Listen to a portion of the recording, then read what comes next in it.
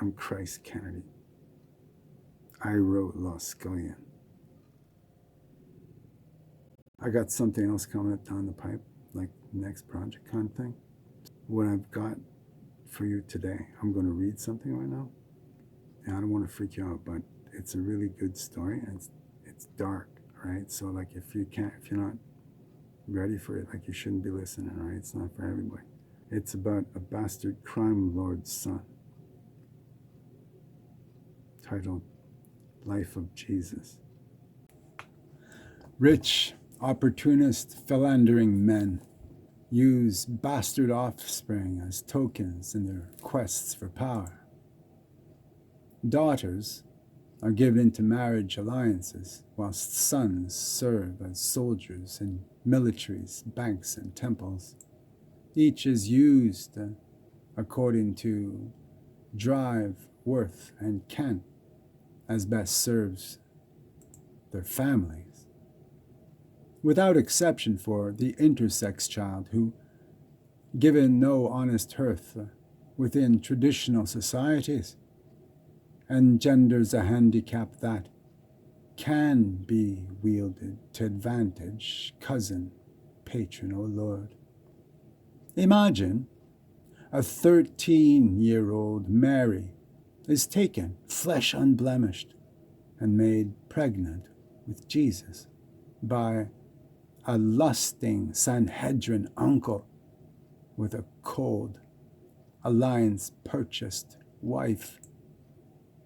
Soon, Mary's discovered conception during tradition's year-long non-consummated artisan marriage to her ravaging kinsman's indentured carpentry servant, haunted rustic neighbors whose sin-upset souls were so devil-ridden, seeing her evident adulterous state, they ostracized her in the remote farming village of Nazareth.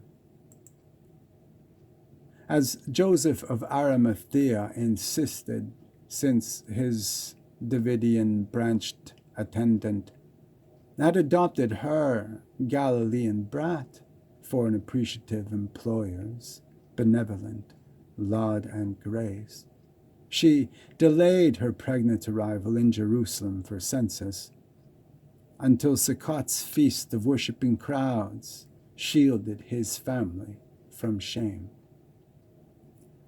So to wheedle aid money from the manger-born moppets, Peleus beget her.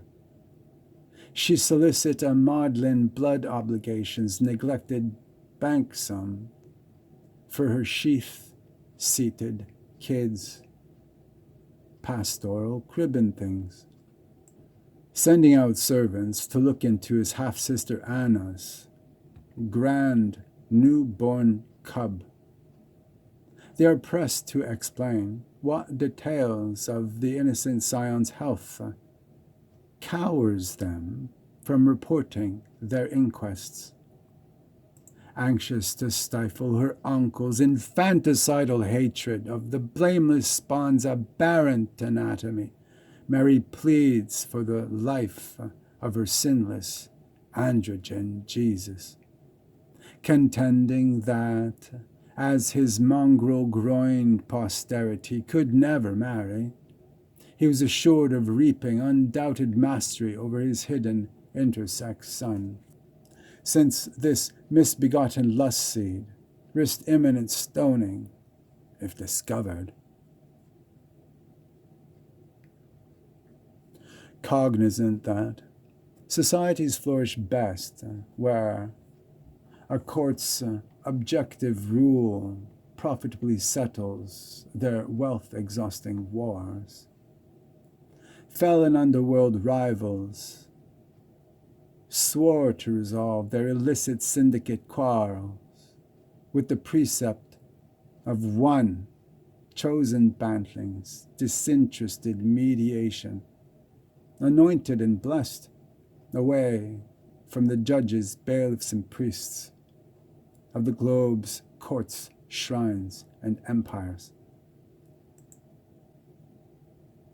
as threats of the Boychik oracle's closeted replacement were dismissed at the sight of the bastard infant's singular reproductive organs.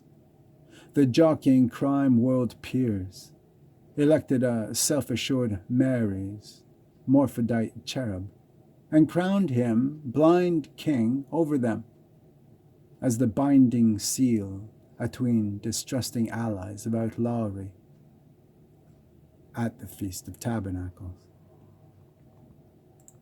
After 3 wise guys appeared with gifts of gold, frankincense, and myrrh, intrigue-piercing spies of the conspiracy-maddened king trailed after her nigh, shadowing Mary and child, round Samaria to Bethlehem in caravan. They hastened in reporting the dozing village's sudden bustle-tossed clatter to an intrigue-affrighted sovereign, warned afore the coming slaughter of innocents, and Herod's barbaric attempt to break their underworld seal. Mary's retired primy pillar Joseph championed their fight to Egypt.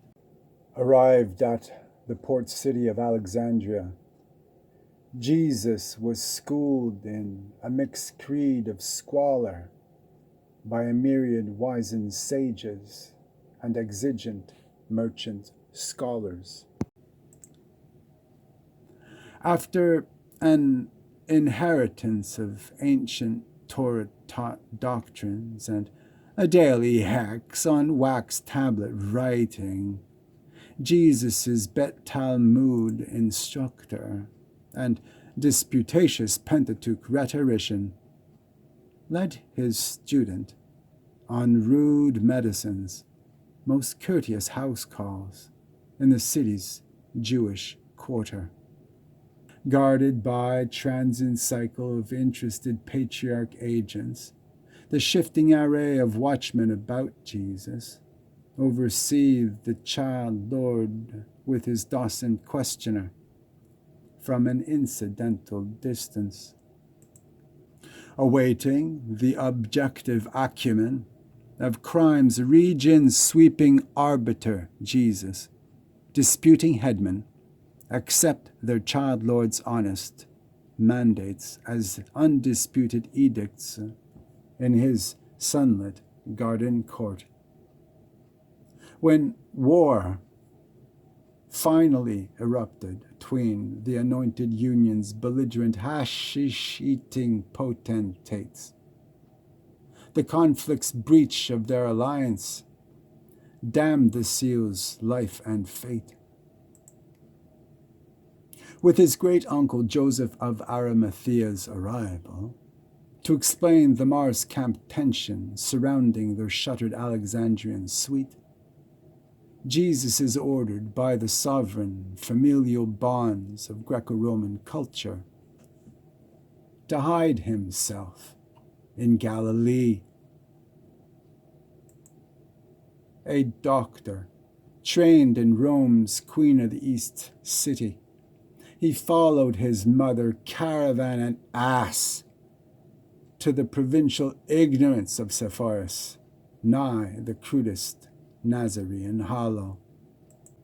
A religious hashish-eating polyglot at the track's end abutting Syria.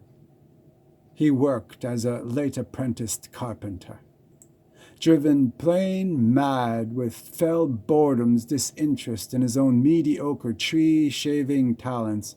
He drilled, chiseled, and hewed for an entire mind-numbing moon. Quitting in default of craft union dues, he kept his wages and, craving insight from the ascetic mimicry of his esteemed Nazirite cousin John, trekked south to Jordan.